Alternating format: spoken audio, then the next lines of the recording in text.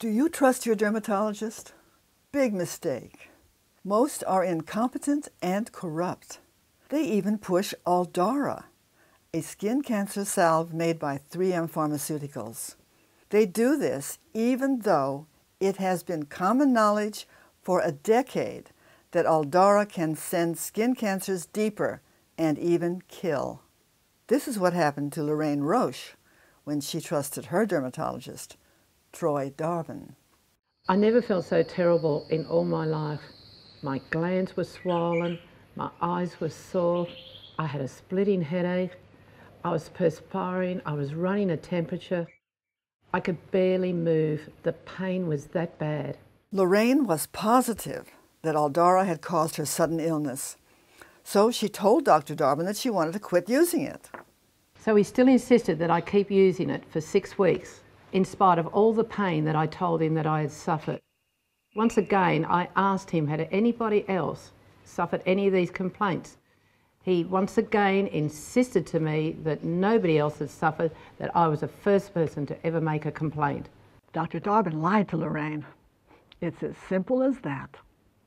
I told him Aldara had nearly killed me.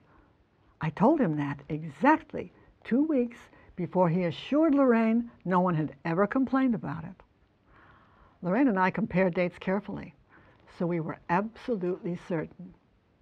But we couldn't understand why Dr. Darvin would do such a thing.